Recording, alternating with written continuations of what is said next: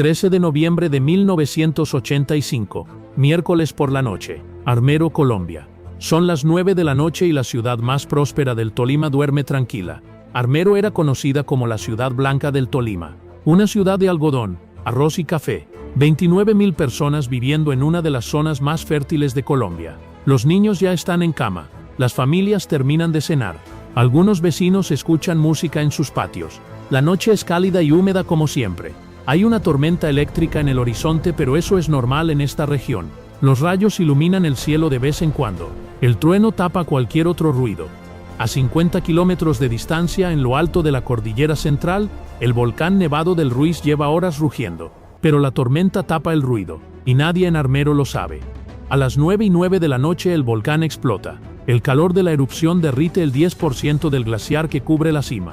Millones de toneladas de hielo, nieves, ceniza y roca se convierten en un río de lodo que empieza a descender por las laderas a 60 kilómetros por hora. El lodo engulle todo lo que encuentra: árboles, puentes, carreteras, y sigue bajando, ganando velocidad, ganando volumen. Durante 20 minutos viaja en la oscuridad de la noche sin que nadie en Armero sepa que existe. A las 11:30 de la noche la avalancha llega a Armero. En 20 minutos, una ciudad de 29.000 personas desaparece del mapa. Más de 23.000 personas muertas en una sola noche. Una ciudad entera sepultada bajo metros de lodo. Y una niña de 13 años atrapada durante 60 horas mientras el mundo entero la veía morir sin poder hacer nada. Pero lo más devastador de la tragedia de Armero no es lo que ocurrió esa noche, es lo que ocurrió antes. Para entender lo que pasó, hay que entender dónde estaba Armero. Era una ciudad próspera en el valle del río Lagunilla, en el departamento del Tolima, en el corazón de Colombia. Una ciudad rodeada de cultivos de algodón y arroz que le habían ganado el apodo de la ciudad blanca. Una ciudad normal, con mercado los jueves, con escuelas, con una iglesia en el centro. A 50 kilómetros de distancia, en la cima de la cordillera central a 5.320 metros de altura, estaba el Nevado del Ruiz, un volcán que llevaba 69 años dormido. Tan dormido que la gente de Armero lo miraba como parte del paisaje, como una postal de montaña en el horizonte, no como una amenaza.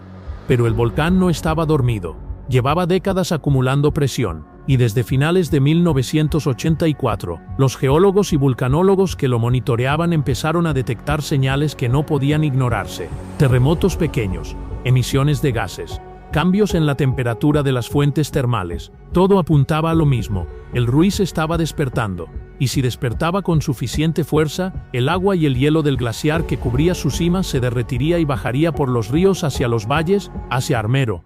Lo que muy poca gente sabe es que Armero ya había sido destruida antes por el mismo volcán.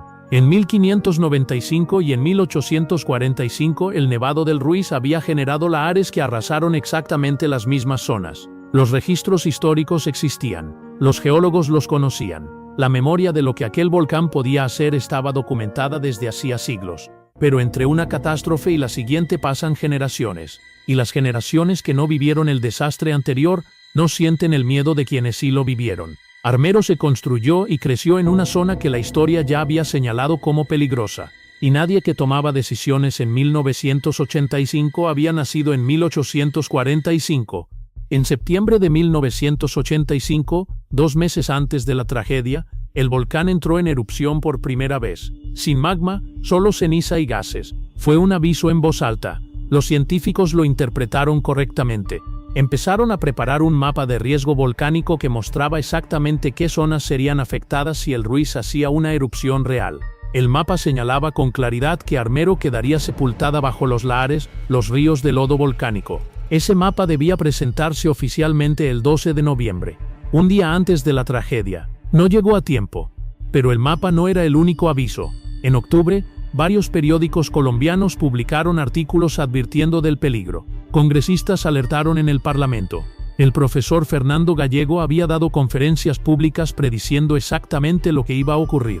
Un geólogo llamado Henry Villegas del Instituto Colombiano de Minería declaró que los datos demostraban claramente que Armero se vería afectada, pero que encontró fuerte oposición de intereses económicos. Las autoridades no querían alarmar a la población, no querían afectar la economía de la región, y mientras debatían qué hacer, el volcán tomó la decisión por todos.